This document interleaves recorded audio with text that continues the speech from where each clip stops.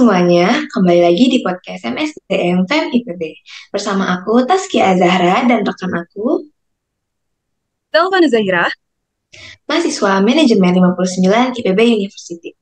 Pada episode kali ini, kita akan membahas topik yang sangat menarik nih, yaitu pengalaman seseorang dalam pengembangan karir. Kita akan mendengarkan kisah inspiratif dari tamu kita yang telah sukses mengembangkan karir mereka. Daripada nunggu lama-lama, yuk langsung kita spill aja tamu kita yang spesial banget dan gak kalah menarik dari episode sebelumnya. Beliau merupakan seorang owner dari PT Gilvi Sukses Bersama, yaitu Pak Rifai Al-Ghazali. Halo Pak Rifai, gimana kabarnya hari ini? Ya, Kira-kira halo. udah siap? Sudah, Siap sudah Pak, apa siap. gimana? Mbak Zalfa, silakan. Saya sudah siap. Ya, wah kayaknya Bapak sudah siap banget nih buat sharing-sharing sama kita. Enggak. Jadi langsung aja kita mulai ngopi podcast pada episode kali ini. Eh, Langsung ke pertanyaan pertama aja ya Pak. Boleh diceritakan nggak Pak mengenai profil diri Bapak beserta jabatan serta kesibukan Bapak pada saat ini? Oke, profil ya. Saya sebenarnya basicnya dari memang pendidikan juga PGSD juga ya. Saya PGSD S1, kemudian S2 ngambil pendidikan dasar, tapi di sini bukan apa ya pendidikan di sini saya tidak tidak langsung menuju situ gitu. Artinya menjadi dosen atau apa belum dari awal. Makanya di sini saya merintis usaha. Saya boleh share screen ya sedikit ya. Boleh Pak, boleh. Nah, saya seorang praktisi digital marketing. Memang awalnya di bagian digital marketing, kemudian di branding. Saya juga aktif di dunia digital seperti itu. Nah, ini sedikit pengalaman profesionalnya. Jadi saya selaku pengajar juga dan konsultan bisnis UMKM awalnya, kemudian dari 2012 sampai sekarang masih juga menggeluti, cuman tidak terjun langsung. Kemudian dari 2019 sampai hari ini saya dipercaya untuk membangun PT ya, PT Glivi Sukses Bersama. Nah di sini mungkin saya lebih ke mengelola ya, memimpin artinya saya tidak terjun langsung untuk ke bawah. Di sana sudah ada divisi-divisi. Yang pertama ada divisi untuk distribusi ya. Di situ ada packing apa dan lain-lain. Kemudian divisi finance, kemudian marketing, kemudian ada lagi supervisor dan lain-lain lah. Di situ ada semua. Makanya kesibukan saya sekarang memang menerima report ya dari teman-teman divisi apa saja kendalanya yang memang sulit dihadapi seperti itu. Itu yang pertama. Jika memang kendalanya tidak bisa dipecahkan, maka saya turun tangan. Tetapi kalau misalkan memang mereka itu sanggup, ya saya mungkin lebih ke arah silakan mempersilakan aja gitu kan, seperti itu. Terus yang kedua, dari saya kuliah itu memang saya sekarang mengajar juga di UPI ya, tapi mengajarnya bukan untuk ke jurusan saya gitu. Justru sekarang mengajarnya di kewirausahaan. Saya sekarang aktif mengajar di UPI sebagai dosen kewirausahaan seperti itu. Nah, begitulah profil saya yang memang awalnya itu sebagai digital marketer ya, seperti itu, teman-teman. Ya, Oke, jadi ada perubahan karir ya Pak. perubahan karir betul. Jadi dari yang tadinya digital jadi Yang ya, langsung boleh pertanyaan selanjutnya. Taskia. Baik. Eh, apa yang Bapak lakukan untuk beradaptasi pertama kali bergabung di tempat baru? adaptasi ya, karena memang di sini adaptasinya adalah yang dari pendidikan murni ke wirausaha itu memang sangat sulit ya. Artinya saya tidak belajar tentang manajemen, tidak belajar tentang bisnis. Makanya saya di sana banyak sekali mengikuti workshop ya, artinya pelatihan-pelatihan yang memang di eh, bidangnya seperti itu ya, seperti saya juga belajar tentang SDM juga gitu, belajar tentang lagi-lagi kita digital marketing juga kan memang semakin berkembangnya zaman juga, algoritma juga kan semakin berubah. Makanya saya bukan dari kuliah, justru pelajarannya. Makanya teman-teman di sini memang jurusannya manajemen atau bisnis itu sangatlah bersyukur gitu. Ya memang sangat sulit ya dari memang murni pendidikan ke wirausaha. Makanya tadi lagi-lagi saya harus belajar untuk ikuti pelatihan-pelatihan seperti itu, teman-teman. Baik, tadi kan ada sedikit kesusahan ya Pak ya. Ya, Namun kendala yang paling besar yang Bapak rasakan gitu saat transisi itu terjadi apa ya Pak? kendalanya sebenarnya di komunikasi juga ya, antara komunikasi bagaimana caranya saya dengan kerabat gitu kan, dengan awalnya memang dengan tim itu bagaimana caranya, awalnya kan dari teman-teman sendiri kayak gitu. Komunikasi sih kendalanya, gimana caranya usaha saya itu bisa berjalan sesuai dengan apa yang saya inginkan seperti itu. Kendalanya memang di komunikasi. Kemudian ada juga kendala lain ya, mungkin kalau orang wirausaha ya tentunya modal ya.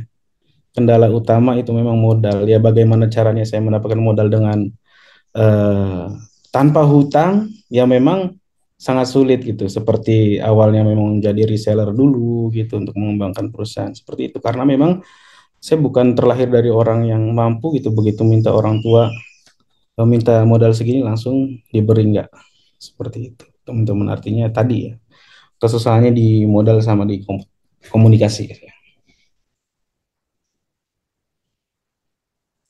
Begitu. Baik, selanjutnya Pak boleh? Oke, eh, selanjutnya ya Pak, menurut Bapak nih, kondisi atau karakteristik seperti apa untuk seseorang yang pantas untuk memimpin sebuah tim? Karakteristik ya memang harus tegas, awal tuh harus tegas, kemudian jujur, bijak juga ya. Tapi yang paling penting memang ketegasan, di mana eh, ada seseorang yang mungkin di situ banyak kalau mungkin berbicara masalah SDM, ada istilahnya teman-teman yang tim ya, saya sebutnya jangan karyawan ya, tim yang memang di depannya saja gitu kan. Artinya di depannya saja dia bagus gitu kan. Ternyata di belakangnya kurang gitu. Nah, kita tuh sering dapat apa ya? Dapat dorongan gitu dari A gitu. Pak, ini orang ini kayak gini gitu kan. Artinya kondisinya buruk tapi belum tentu kan di situ.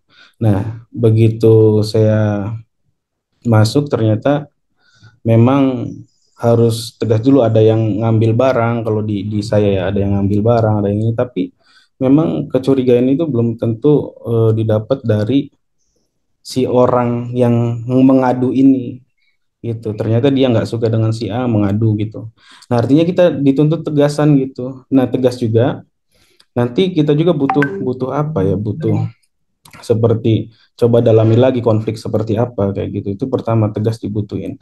Kalau misalkan kita tidak tegas ya tidak mungkin berjalan. Kemudian bijak, bijak ya artinya bagaimana mengoptimalisasikan memang kerjaan, kemudian kondisi yang sedang sulit gitu, artinya sulit di dalam SDM kayak gitu kan, banyak yang bertengkar apa segala macam, bijak nih artinya bisa dipisah antara divisi satu yang tadinya satu divisi, gimana caranya dengan kebijakan kita ini dipisah kayak gitu kan. Nah, itu bijak. Tapi yang paling utamanya memang kalau saya pribadi memang ketegasan sih. Artinya jangan lembek lah jadi seorang pemimpin. Punya prinsip, kemudian visi misi pribadi juga sudah jelas ya. Harus jelas gitu visi misi Kita tuh harus harus punya visi misi, perusahaan harus punya visi misi, kemudian personal juga secara personal, seorang pemimpin juga harus punya visi misi kayak gitu. Seperti itu ya. Ya, jadi emang kuncinya pertama ya tegas ya Pak ya. Kalau Kalau saya pemimpin pribadi itu tegas betul. ya harus tegas. Jadi Kak, bagaimana sih Pak menyikapi ke sikap yang terpenting nih yang harus dimiliki oleh pemimpin gitu menurut Bapak juga? Dimiliki seorang pemimpin, awal mulanya, Ya. karakteristiknya. Ya memang tadi ya, gimana caranya kita awalnya memang pengalaman dulu sih. Artinya dari pengalaman itu akan timbul sih. Artinya di sana bagaimana kita menyikapi situasi-situasi tersulit gitu kan. Begitu muncul kita harus tegas itu dari pengalaman sih utamanya. Pengalaman memimpin. Kalau kita tiba-tiba memang eh, dari awal tidak mungkin sih seorang apa ya pemimpin itu langsung jadi pemimpin juga sih, belum tentu kan. Artinya di sana sudah saya juga dari bawah dulu gitu kan. Kemudian mendirikan usaha pun itu karena sudah berpengalaman eh, di bawah dulu gitu. Artinya pernah di divisi digital marketing gitu apa segala macam kan di situ ya. Artinya yang membawa karakter seorang pemimpin itu pengalaman seperti itu. Begitu. Oke, boleh lanjut ke pertanyaan selanjutnya, Saskia? Oke, baik. Nih, dari Bapak awal meniti karir dan melalui transisi yang begitu panjang ya Pak ya, hingga menjadi sekarang seorang pemimpin, apakah di saat seorang menjadi pemimpin saat ini Bapak masih mengikuti beberapa pelatihan yang untuk eh, memaksimalisasi kinerja Bapak? Ya, tentu saja saya selalu ya. Artinya upgrade ilmu itu wajib, belajar itu wajib. Jangan eh, kalau kita berhenti belajar itu sama saja kita sombong loh. Artinya kita sudah yakin apa yang kita miliki itu sudah maksimal. Tapi saya selalu berprinsip saya tidak ilmu saya masih kurang gitu. Makanya perlu upgrade dalam leadership atau dan lain-lain itu perlu. Saya di sini mungkin 3 bulan sekali sering sekali melakukan pelatihan, tapi pelatihan-pelatihan yang memang untuk growth ya, artinya pengembangan perusahaan seperti itu. Ya. Nah, pelatihan yang Bapak ikuti itu apakah Bapak mencari sendiri atau mendapatkan beasiswa dari tempat tertentu? Ya, tentunya kalau dari perusahaan karena memang perusahaan saya sendiri ya, memang saya yang mengajukan ke tim ini ya, tim keuangan apa bisa nih saya ikut pelatihan lagi, duitnya cukup, uangnya cukup nggak kira-kira untuk pelatihan segini, eh kayak gitu. Jika misalnya memang di ACC, saya akan lanjut kayak gitu, tetap tetap memang profesional, jangan mentang-mentang memang punya ini sendiri tapi kita tidak melibatkan melibatkan divisi yang terkait seperti itu. Untuk mengenai dari mana gitu biasanya memang rekomendasi dari teman-teman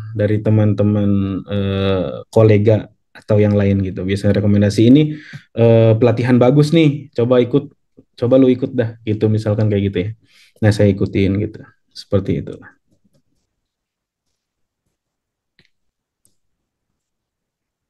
Oke.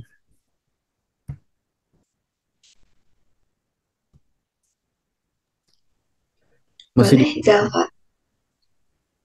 di mute. Oke, kalau misalnya nih, ada nggak sih Pak, kalau misalnya pas Bapak berpindah ke tempat yang baru, perubahan Bapak yang ingin Bapak lakukan itu apa sih Pak? Ke Sebagai tempat yang baru. tadi Bapak manajer.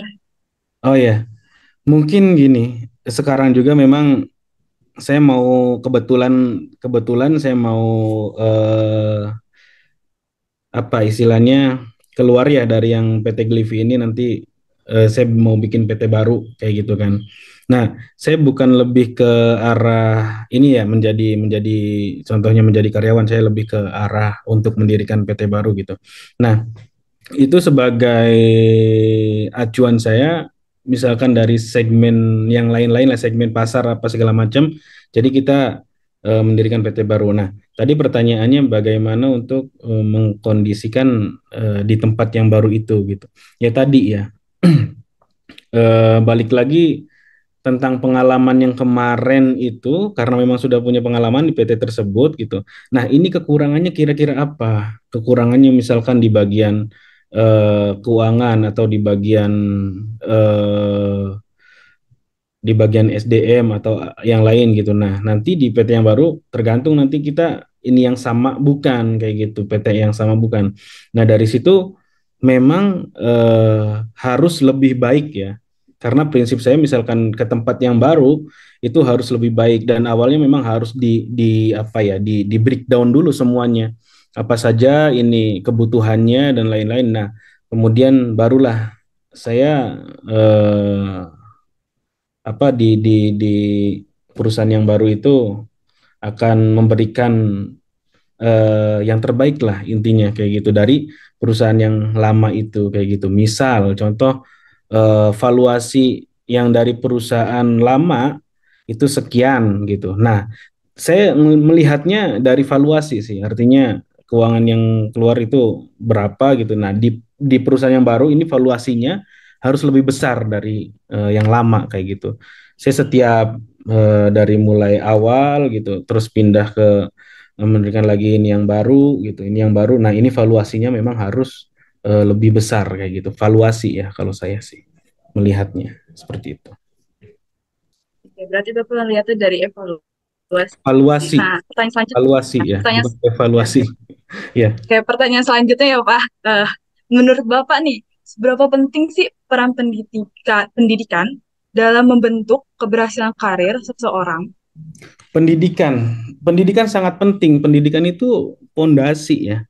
Artinya basic dasar di sana kita tidak melihat pendidikan secara kuliah atau setelah 9 tahun itu ya, atau ya kita kuliah lah. Artinya di sana pendidikan memang sebagai dasar kita untuk komunikasi, kemudian di sana untuk berorganisasi, kemudian banyaklah artinya yang dipakai itu di jenjang kita untuk sebagai sekarang ya sebagai seorang pemimpin itu banyak sekali ya tadi dari berorganisasi itu kita dapat komunikasi yang baik, kemudian channel juga kan link-link circle-circle yang mendukung itu biasanya masih masih terjalin tuh yang baik tuh sampai kita selesai eh, pendidikan itu entah itu SMP, SMA gitu kan. Kemudian S1, S2 itu masih masih masih terjalin. Saya aja sekarang memang masuk untuk mengajar kewirausahaan itu dari sekolah ya, dari kuliah saya gitu. Jadi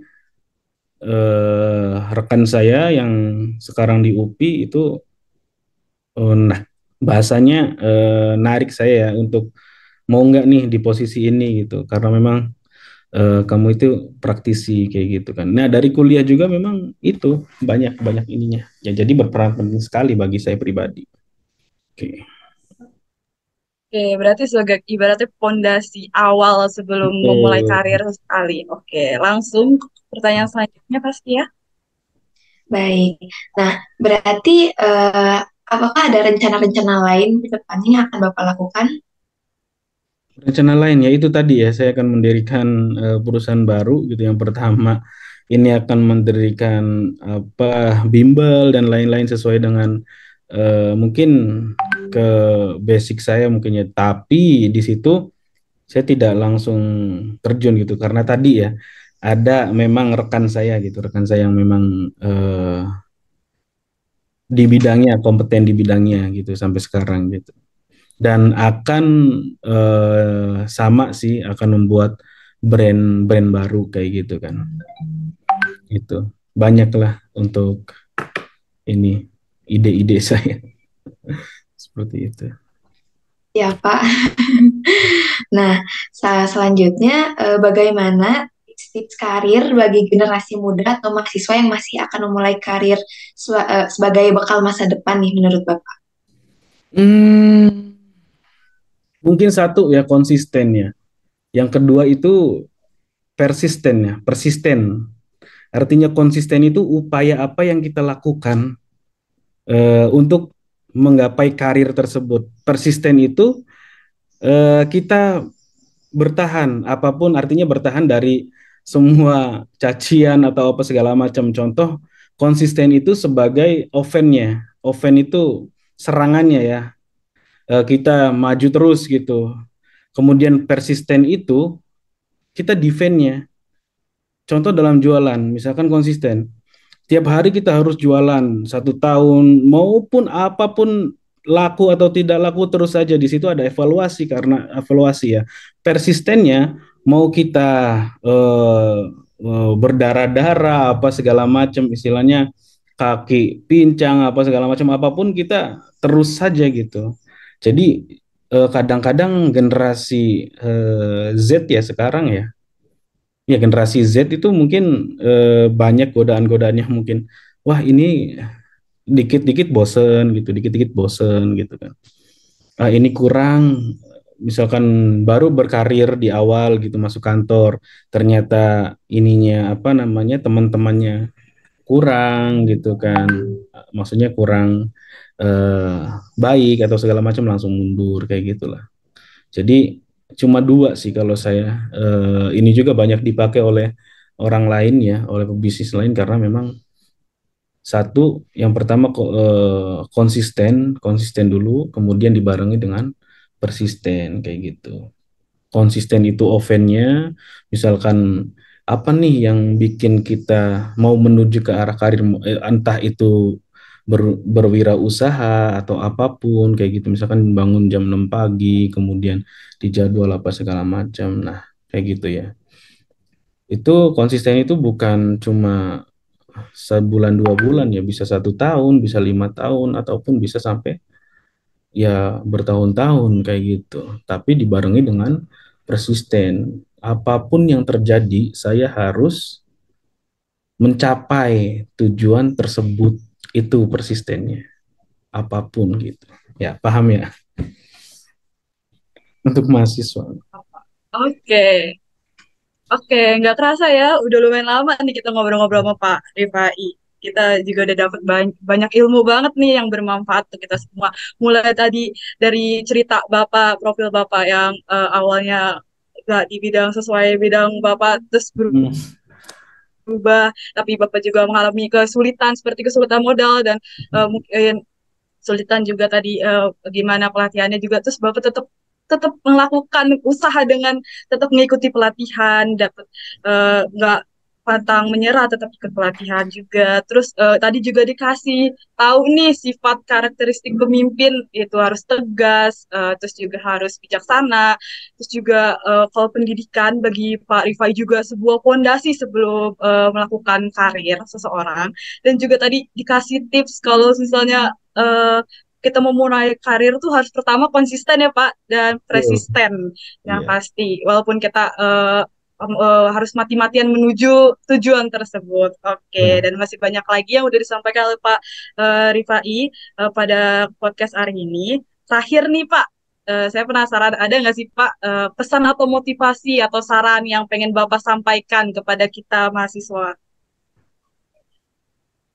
Ya, mungkin kalau motivasi tadi ya, memang apa tujuan-tujuan kita nanti ke depannya itu mau apa itu harus dipikirin dari sekarang gitu. Karena memang waktu itu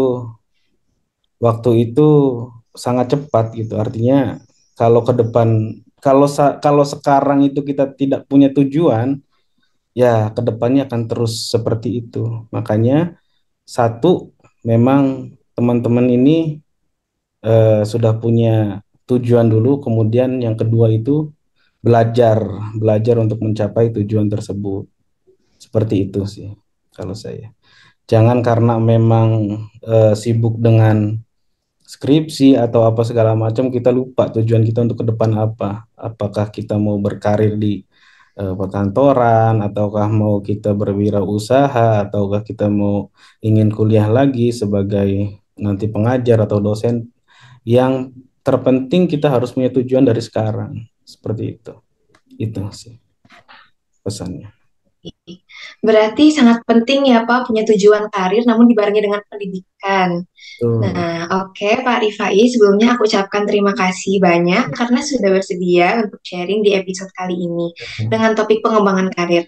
Aku Taskia Azahra dan rekan aku, Telepon Zahira. mahasiswa manajemen IPB University, pamit undur diri and see you in the next podcast. Ya. Dadah. Terima kasih untuk Sobat Ngulik yang udah ngedengerin Ngopi Podcast kali ini. Dan jangan lupa untuk tetap stay tune di Ngobrol Penuh Inspirasi selanjutnya. Bye-bye!